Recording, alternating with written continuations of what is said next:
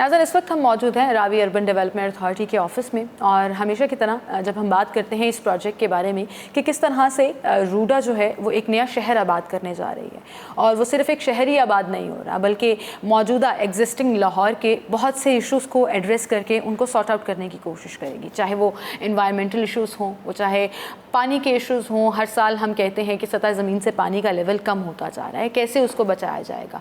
Pollution अगर हवा में है और हमारे इन्वायरमेंट में है तो पानी में भी है, उसको कैसे एड्रेस किया जाएगा। कौन कौन से प्रोजेक्ट्स हैं जो रूडा ऑन बोर्ड लेकर उस पर काम कर रही है, और लोगों का इस पर ट्रस्ट किस हद तक बहाल हो चुका है, और किस तरह से इस पर मज़ीद काम किया जा रहा है। इस तमाम चीज़ों पर हम बात करेंगे। हमारे साथ इस वक्त director PR and communication Abid Latif Sindhu साहब मौजूद हैं, उन्हें हम खुश आमदीद कहेंगे और इन तमाम इश्यूज़ को एड्रेस करने की कोशिश करेंगे। अस्सलाम वालेकुम जी। सर, क्या हाल है?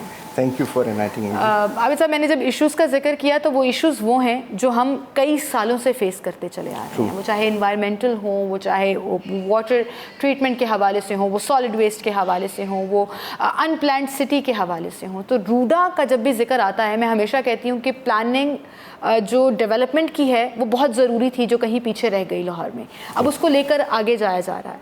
थोड़ा सा ओवरऑल बताइएगा रूडा के हवाले से। देखिए, एक तो सबसे पहली चीज़ के जो शहर हैं ये इवॉल्व होते हैं जी, और अर्बनाइजेशन जो है ये कॉन्टीन्यूस प्रोसेस है जो डिकेड, जो सेंचुरीज से होता है। जैसे पुराना शहर आप सारे देख लीजिए। अच्छा, जब आपने नया शहर बनाना हो तो फिर आपको ये व्हील जो है दोबारा से इन्वेंट करना पड़ता है और इन्वर्सली उसको प्लान करना पड़ता है। अब शहरों में पहले ये होता है कि जी ऑल टाइप ऑफ गवर्नमेंट्स में से जो लोकल गवर्नमेंट है वो इवॉल्व होती है और फिर कोई अथॉरिटी बनती है। लेकिन जब आपने ऐसे एक नया शहर बनाना है तो पहले अथॉरिटी बनती है और फिर चीज़ों को इवॉल्व किया जाता है। सो इस लिहाज से अगर आप देखें तो ये उससे भी मुश्किल काम है कि आपने वो एस्पायरेशंस और उन चीज़ों का ख्याल रखते हुए इसको इवॉल्व करना है। अच्छा, जहाँ तक आपने बात की जी कि जो इश्यूज़ हैं, देखें जो रूडा है ये बेसिकली एक इंजीनियरिंग फीट है।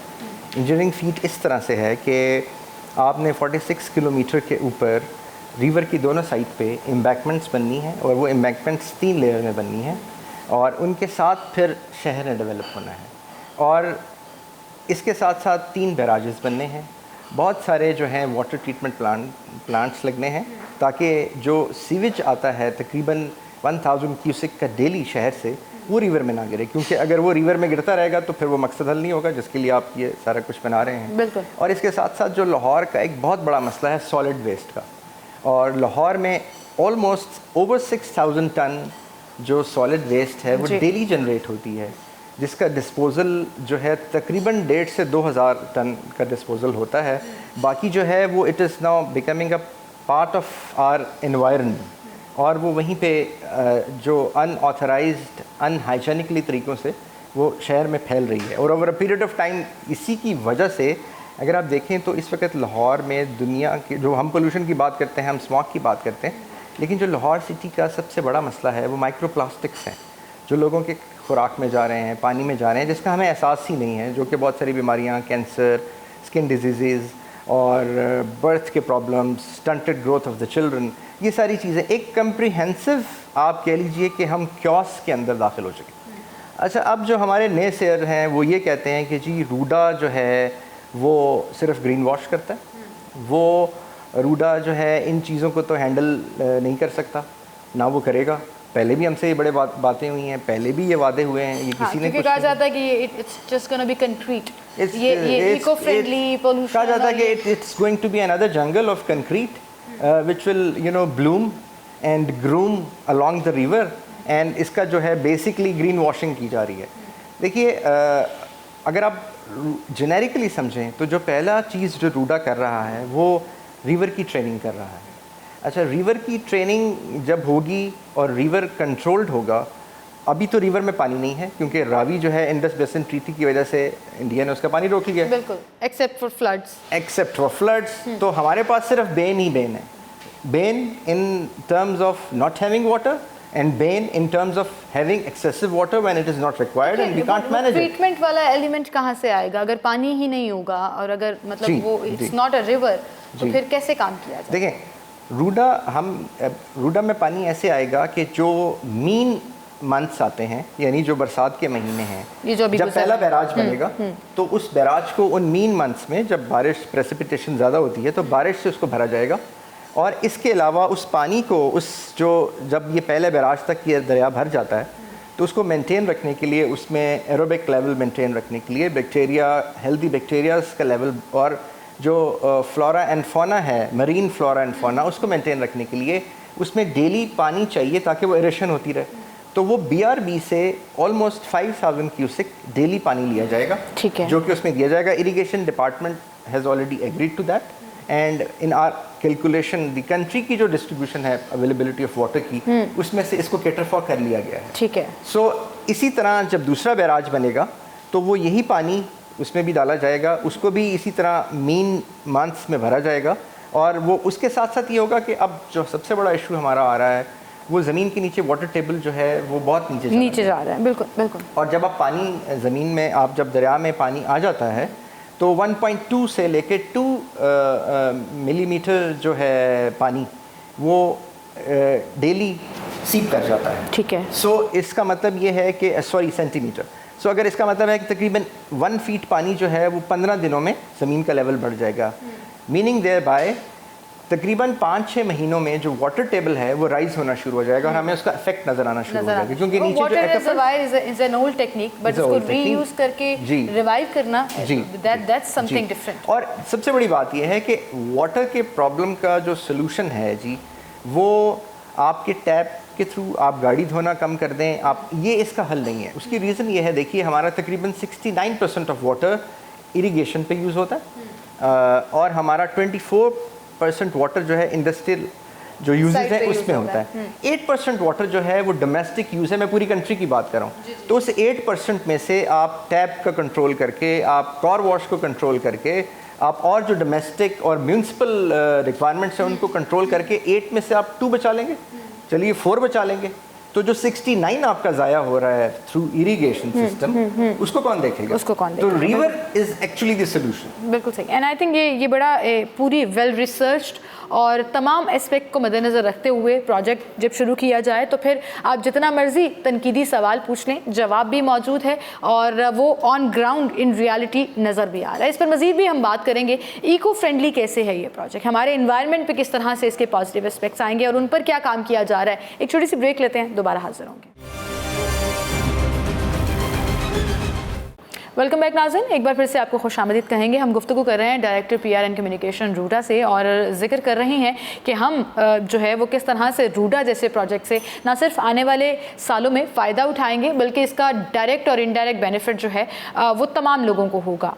सर, ये जिस तरह हम जिक्र कर रहे थे कि हमने फ्लडिंग की बात भी की, वाटर ट्रीटमेंट की बात भी की, सॉलिड वेस्ट की बात भी की, अब हम जब इन्वायरमेंट के ऊपर आ जाते हैं तो एक और बहुत बड़ा इशू जो पिछले कई सालों से, and to be very exact 2016 के बाद से एग्जैक्टली सामने आना शुरू हुआ, वो स्मॉग का था कि हम दरख्त कम होते जा रहे हैं, कंक्रीट ज़्यादा होती जा रही है, इन्वायरमेंट इतना पोल्यूशन से भर गया है कि Lahore one of the top polluted countries की लिस्ट में आता है।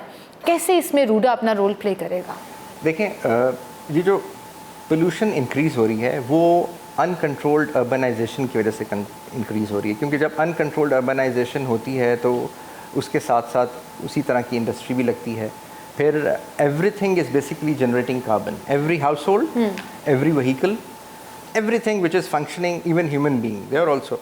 अब इसका हल क्या है? इसका हल अगर आप सिंपल टर्म्स में देखिए तो वो दरख्त लगाना है, क्योंकि एक ट्री जो है वो साल में 22 kg प्रोड्यूस करता है, कार्बन डाइऑक्साइड को कन्वर्ट करता है ऑक्सीजन में। एक ह्यूमन बीइंग जो है वो एक दिन में 4 पाउंड्स कार्बन डाइऑक्साइड प्रोड्यूस करता है। सो पहला तो हल ये है कि प्लांटेशन की जाए। दूसरा हल ये है कि ये जो जिंजर ग्रोथ हो रही है, जो कि अनकंट्रोल्ड अर्बन ग्रोथ हो रही है, डेवलपमेंट हो रही है, इसको कंट्रोल किया जाए और इसमें जो एक certain amount of green areas हैं वो रखे जाएँ।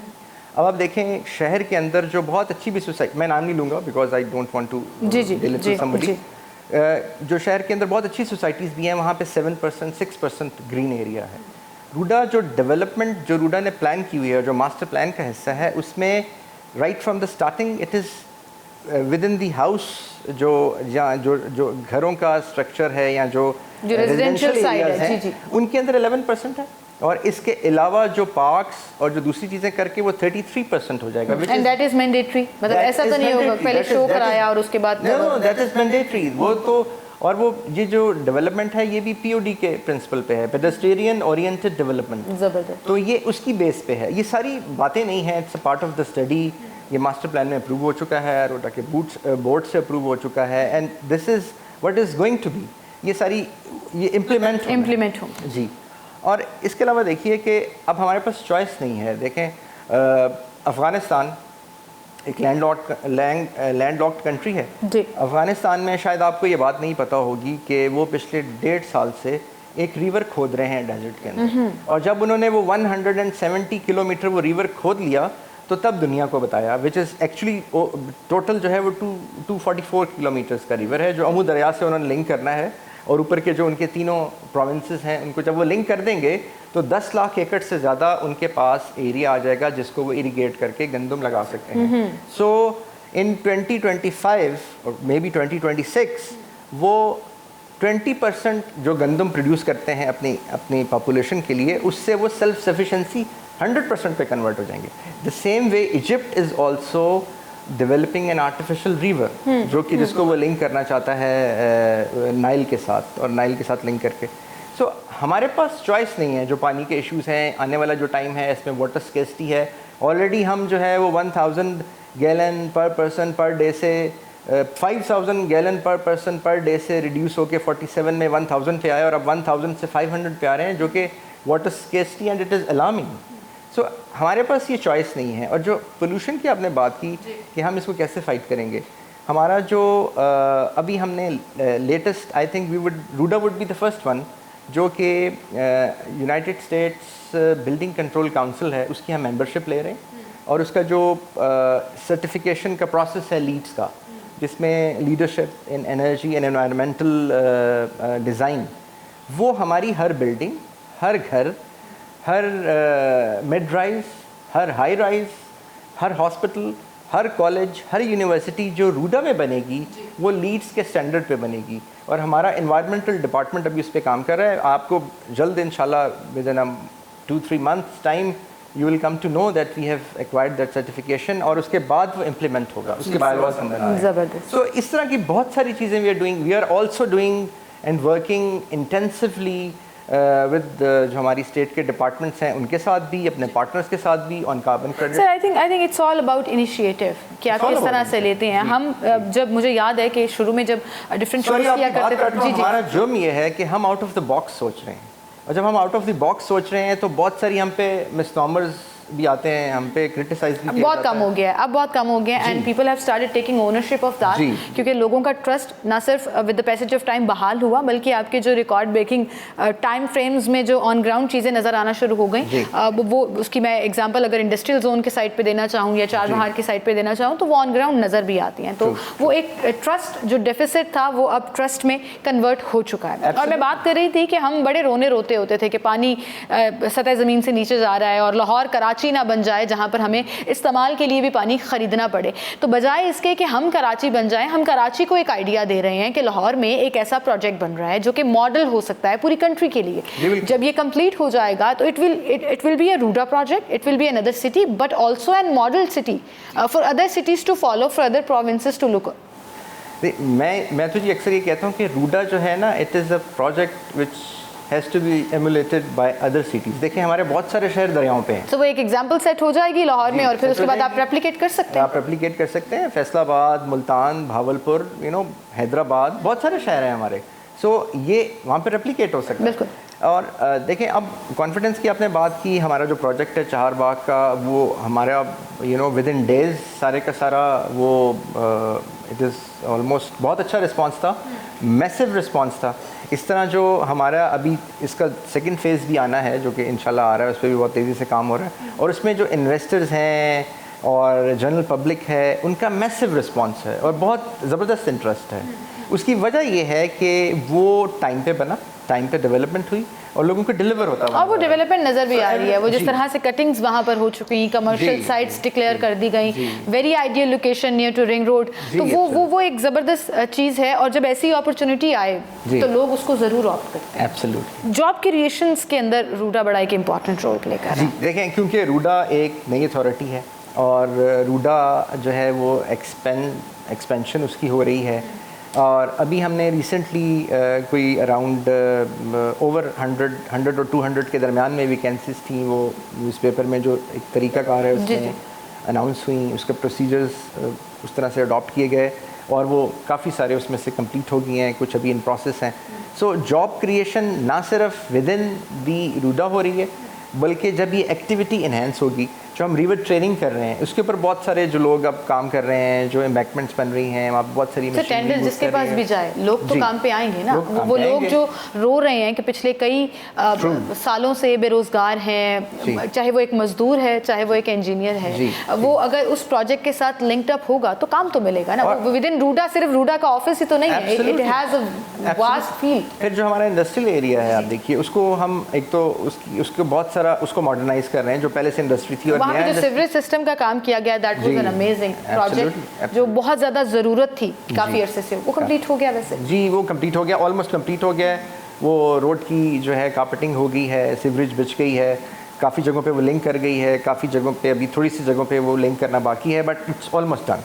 इसके साथ साथ जो नया इंडस्ट्रियल एरिया होगा जी, उसके अंदर जॉब क्रिएशंस होंगी। फिर हम जो हम प्लान कर रहे हैं which is part of the master plan, उसमें इंडस्ट्रियल जोन और आएंगे, उसमें टेक्नोलॉजी के जोन्स आएंगे और बिज़नेस, और ये डिफरेंट जोन्स बनाएंगे जो कि हमारा इंडस्ट्रियल जो हमारी आप कह लीजिए कि एक तो जॉब क्रिएशन में भी और मुल्क की इंडस्ट्रियलाइजेशन में भी I think it will take us leap and bound. ज़बरदस्त। आप एक लास्ट क्वेश्चन मैं आपसे ज़रूर पूछना चाहूँगी कि अक्सर लोग ये कंफ्यूज हो जाते हैं कि with current scenario, political scenario कह लीजिए, गवर्नमेंट लेवल पर कह लीजिए, क्या कभी रूडा के ऊपर कोई इफेक्ट पड़ता है या इस प्रोजेक्ट के ऊपर कोई इफेक्ट पड़ता है? देखिए, रूडा क्योंकि कोई पॉलिटिकल प्रोजेक्ट नहीं है और 2014 में जो उस वक्त प्राइम मिनिस्टर थे नवाज शरीफ साहब, उन्होंने इसको कंसीव किया, उन्होंने इसकी स्टडी कराई, फिजिबिलिटी करवाई। फिर जब नेक्स्ट प्राइम मिनिस्टर आए इमरान खान, तो उन्होंने भी इसको ओनरशिप ली, हमने देखा कि जी। फिर उसके बाद बहुत सारी अभी पिछले 1-2 साल के अंदर 2-3 गवर्नमेंट्स प्रोविंशियल भी चेंज हुई हैं। So everybody owns this because RUDA is a national project. ये कोई एक ख़ास किसी पॉलिटिकल पार्टी का या किसी पॉलिटिकल सेगमेंट का प्रोजेक्ट नहीं है, ये कंट्री का प्रोजेक्ट है।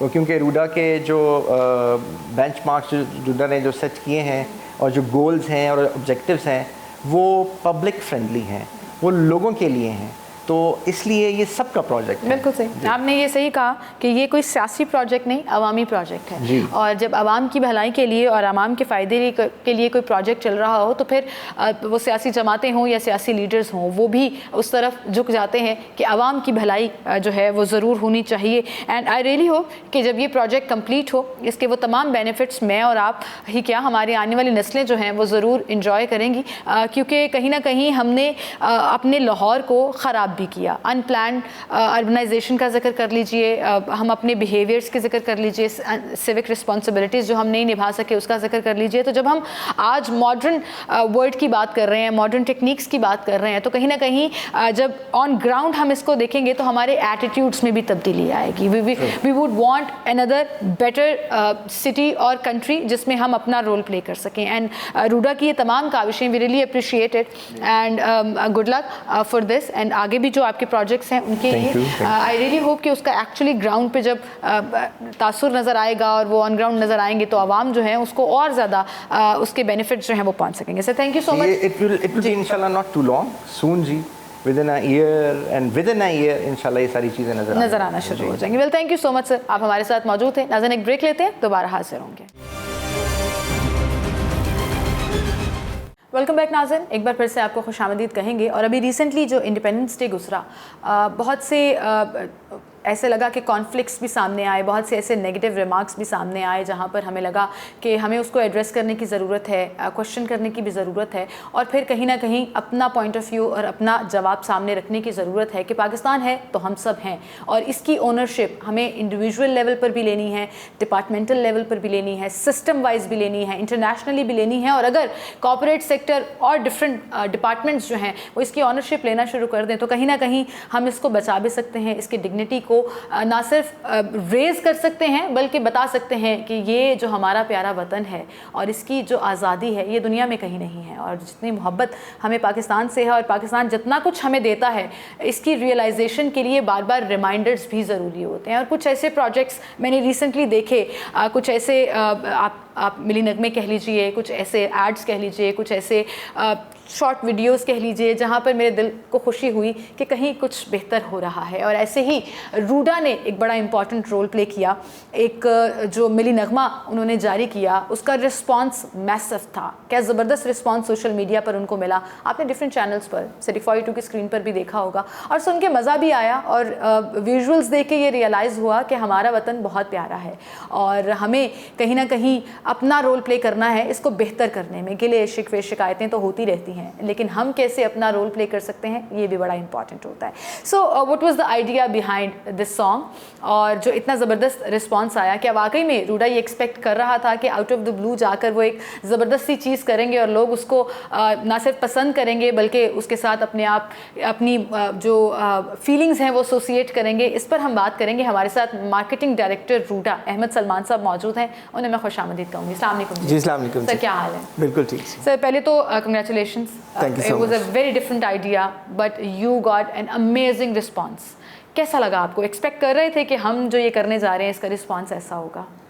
हम हमेशा ही एक्सपेक्ट करते हैं, जो भी हम कोशिश करते हैं, जो भी हम काम करते हैं उससे हम यही एक्सपेक्ट करते हैं। लेकिन आपने बड़ी खूबसूरत बात की अपने इंट्रो में कि ये बड़ा ज़रूरी है कि हम रिमाइंडर्स देते रहें। ये जिस जनरेशन से हम बिलोंग करते हैं वहाँ पे हम बड़े खूबसूरत मिली नगमे सुनते थे, और जब भी हम कोई नया नगमा सुनते थे उसका रीडू सुनते थे तो गूज़ बम्प्स आते थे और एक जो है ना जोश भर जाता था। इट्स बिन लॉन्ग कि वो फीलिंग कभी आई हो दोबारा उस तरह की कुछ मुझे आई है। Trust me, let me tell you, अभी ऑफ एयर जब मैं दोबारा से एक दफ़ा वो सुन रही थी तो आई जेन्युइनली गॉट गूज़बम्प्स कि yes, this is my Pakistan and this is the positive side of it. देखिए, हमने जो इसका टेस्ट रखा था ना, हमने इंटरनली जो इसका टेस्ट रखा था कि हम अपने कोलीग्स को हम सुनवाते थे और हम उनसे कहते थे कि गूज़बम्प्स आए या नहीं, फील आई। तो वी एक्चुअली टेस्टेड इट, और जब हम ये बना रहे थे, अभी मैं आपको बताऊं कि इसका बैकग्राउंड ये है कि जिस टाइम का मैं जिक्र कर रहा हूँ उस वक्त हमारी सिलेबस की किताब में ये होता था, चांद मेरी ज़मीन फूल मेरा वतन। तो हमें बड़ा मज़ा आता था, बड़ा एंजॉय करते थे, गाते भी थे उस वक्त। तो उसके बाद ये गुम गया, और अभी जब 14 अगस्त पे हमने सोचा कि हम कुछ ट्रिब्यूट दें, कुछ अपनी तरफ से कंट्रीब्यूट करें, तो यही हमारे सामने आया। बड़ा चैलेंज था, ये एक बहुत बड़ा मिली नगमा है और इसको देखें, आप किसी मतलब जैसे मोनालिसा को, वैन गॉग को आप दोबारा नहीं बना सकते, आप इसी तरह किसी बड़ी चीज़ को दोबारा नहीं बना सकते, उसका हक अदा और वो फ्यूजन जो पता नहीं पसंद आएगी या नहीं आएगी।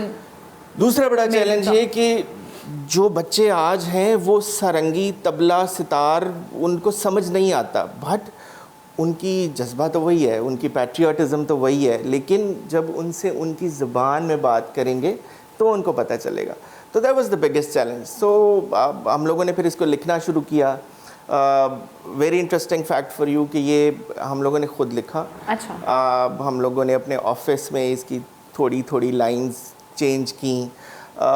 पहला ऑब्जेक्टिव डेफिनेटली ये था कि पाकिस्तान के साथ कुछ अपनी मोहब्बत का इजहार कर सकें। फिर दरियाए रावी हमारे लिए तो ब्लड लाइन है। जो लाहौर के इस वक्त हालात हैं, जो पानी के हालात हैं, जो वाटर पोल्यूशन है जिसकी वजह से इतनी इश्यूज़ क्रिएट हो रहे हैं, उसमें एक रावी हमारा सर्वाइवल है, और यही वो कॉज है जो हम चाह रहे थे कि ये किसी तरह उजागर की जाए। और उसका रूट इससे अच्छा नहीं हो सकता कि आप एक नेशनल सॉन्ग में अपनी कॉज को एक्सप्लेन कर जाएं। बिल्कुल, and it was very tricky but creative. That अल्हम्दुलिल्लाह वो हमारा मैसेज जो है वो रावी का भी आपको जो पहली फीलिंग आती है वो सुन के ये सॉन्ग, वो ये है कि आप चांद मेरी ज़मीं आपके आप एको करते हैं, रेजोनेट करते हैं, उसके साथ अटैच हो जाते हैं। आपको रावी की कोई अहमियत का पता चलता है। देखिए आपने मेहरान पे बड़े गाने सुने, सिंधु दरिया पे बड़े गाने सुने, आजकल बड़ा पॉपुलर भी है। आपने रावी के ऊपर कोई गाना ही नहीं सुना। आपने कोई मतलब फोकलोर्स एंड फोक टेल्स या टप्पे माइये तो होते थे, लेकिन रावी पे किसी ने कोई काम ही नहीं किया। तो इसमें हमारी यही कोशिश थी कि हम इसमें रावी को किसी तरह अपना मैसेज दे जाएं। तो दैट वर्कड आउट और अल्हम्दुलिल्लाह बहुत बहुत ही अच्छा रिस्पांस आया।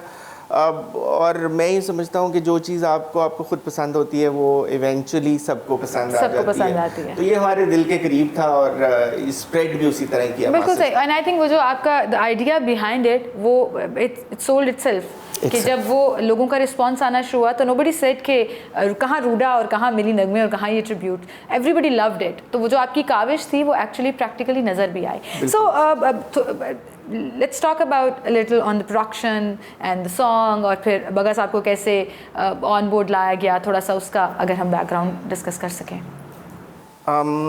इसका जो इसमें कुछ भी नहीं था जी। ये जो बड़े बड़े लफ्ज़ हैं ना, प्रोडक्शन और पोएट और सॉन्ग राइटिंग और डीओपी और direction and film making, actually कुछ भी नहीं था। हम लोगों के पास डेफिनेटली हम पब्लिक मनी के ऊपर होते हैं और पब्लिक फंड्स पे होते हैं, और हमारी कोशिश ये होती है कि हम उनको डेवलपमेंटल साइड के ऊपर ही स्पेंड करें। इस साइड पे हमारे पास बजट्स ऑलमोस्ट नहीं होते। उसमें कोई ऐसा काम करना जो है वो हमेशा ही चैलेंज रहता है। तो लिखा हमने खुद, कंपोजिशन इसकी बग्गा साहब ने की, गाया भी उन्होंने ही, और उन्होंने बिल्कुल पर्सनली इस सॉन्ग को जो है ना वो मतलब he was touched, he was emotional wise while singing this song. तो ये सिंगल टेक में हुआ। ये हमने ये 3 घंटे में ये उनके स्टूडियो में कंप्लीट करके कंपाइल कर लिया था। ज़बरदस्त। और इसकी एडिटिंग हमने खुद की, सारे का सारा।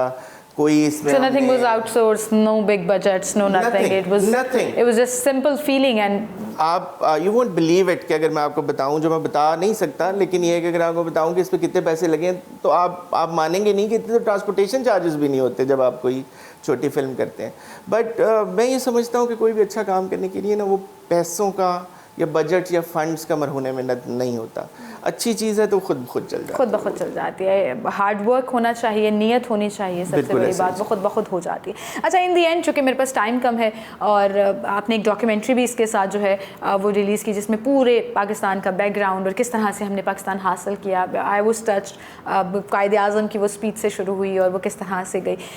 ओवरऑल अगर मैं, चूँकि आप बहुत कम TV पर आते हैं और मार्केटिंग साइड से हमें बात करने का मौका नहीं मिलता, लेकिन since we are doing program on RUDA, so मुझे बताइएगा कि अब तक रूडा जो है उसका पर्सपेक्टिव चेंज हुआ है आवाम में बहुत ज़्यादा। मुझे शुरू के दिन भी याद है जब लोग बहुत क्रिटिसाइज़ करते थे एंड लेबल लगा देते थे कि ये तो बस ख़त्म होने वाला है, बट नाउ दे सी कि वाकई में एक और शहर आबाद होने जा रहा है। तो वो उस बारे में थोड़ा सा बताइएगा, अगर आप एक ओवरऑल सिनॉप्सिस दे सकें इसका। देखिए, इसमें 2 सवाल हैं आपके। एक तो ये कि जो परसेप्शन चेंज हुई है वो we have came long way. 3 साल हमें इंसेप्ट हुए में और उसमें मैं ये समझता हूँ कि it was hard way, but बहुत ज़्यादा चेंज आई है। जब हमने स्टार्ट किया था तो लोग यकीन भी नहीं करते थे कि ये एग्जिस्ट भी करती है, ये हो भी सकेगा, ये हो भी सकेगा कि नहीं। लेकिन अब लोगों को वो नज़र आना शुरू हो गया है। ऑन ग्राउंड भी चीज़ें हैं, लेकिन हम ये समझा पाएँ कि ये कितना ज़रूरी है, ये आपके फ़ायदे के लिए है। मैं तो मतलब बहुत कॉन्फिडेंटली ये कह सकता हूँ कि it's a gift to the country, not only the province but to the country. ये इतना ज़्यादा इकोनॉमिक एक्टिविटी, इतनी ज़्यादा जॉब क्रिएशन, इतनी ज़्यादा रिसोर्स यूटिलाइजेशन, FDI, हर चीज़ के ऊपर इसका एक मेगा इम्पैक्ट है। और अल्हम्दुलिल्लाह अब लोगों को यकीन आना शुरू हो गया, बिकॉज़ अब आप जैसे दोस्त जब हमारे पास आते हैं, जब लोग जॉब के लिए अप्लाई करते हैं, जिन लोगों से हम इंटरेक्ट करते हैं फॉर द बिज़नेस इन्वेस्टमेंट, उन लोगों से जब हम बात करते हैं तो हमें बड़ा ओवरवेलमिंग रिस्पांस मिलता है। $1 million बड़ी की इन्वेस्टमेंट कोई भी उस प्रोजेक्ट में नहीं करता जिस पे वो बिलीव करता, जिसमें ट्रांसपेरेंसी नज़र ना आए। ये आपने देखा हमारे ऑफिस में हमने ये कोशिश की है कि ये डिफरेंस क्रिएट करें। कि हम जो है ना वो स्टैंडिंग अहेड ही हों किसी भी और पब्लिक बिल्कुल सही इंस्टीट्यूशन है। से। दूसरा, आपने डॉक्यूमेंट्री के बारे में पूछा, ये भी मैं समझता हूँ कि ये बड़ा ज़रूरी है कि बच्चों को ये पता हो कि ये क्यों बना था, इसकी वजह क्या थी। बिकॉज़ अभी जो है वजह जानना जो है ना वो सबसे ज़्यादा ज़रूरी इसलिए है कि जब तक आपको ये पता नहीं कि ये मैंने घर क्यों बनाया था, आप उसको वैल्यू नहीं कर सकते। तो अब हमने ना इसको एक place to live and sleep का दर्जा दे दिया, which is not the case. ये घर है जिसके साथ हमारा एक प्रॉमिस है, एक वादा है। और मैं तो हमेशा ये कहता हूँ कि मुश्किल वक्त में घर बदल नहीं लिया करते, आप उसको ठीक करते हैं। अगर बारिश से कोई छत टूट गई है, कोई पेंट उखड़ गया है, कहीं से पानी आ रहा है, आपके दरवाजे टूटे हुए हैं, तो आप उनको ठीक करवाते हैं। आप छोड़ के किसी और के घर में रहना नहीं शुरू कर देते। तो ये जो डॉक्यूमेंट्री है यही बताने की कोशिश है कि ये क्यों था, इसकी बिल्कुल सही। It was like a reminder कि पाकिस्तान किस तरह से बना, आज़ादी की अहमियत क्या है, कितने सेक्रीफाइसेस दिए हमारे आबाओ अजदाद ने, और किस तरह से अगर 75 सालों में हम रोने रोते हैं, परेशानियां जिक्र करते हैं, शिकायतें करते हैं, गिले करते हैं, तो वहीं पर हमने बहुत कुछ अचीव भी किया है। We are not standing on 47 right now. हमने उससे बहुत आगे पाकिस्तान को बहुत बेहतर पोजीशन में देखा है। और इंशाल्लाह आप जैसे लोग और ये आइडियोलॉजी अगर हमारे बड़ों में नज़र आना शुरू हो जाए कि पाकिस्तान सबसे पहले है, तो इंशाल्लाह पाकिस्तान दोबारा से जो ये मुश्किल हालात हैं, चैलेंजेस हैं, उससे बाहर निकलेगा और दोबारा से अपनी अरूज पर जो है वो ज़रूर नज़र आएगा। Well, thank you so much, thank you so much Ahmed Salman साहब, आप हमारे साथ मौजूद थे। और इसी के साथ नाज़रीन मुझे इजाज़त दीजिए, अपना ख्याल रखिएगा, अल्लाह हाफ़िज़।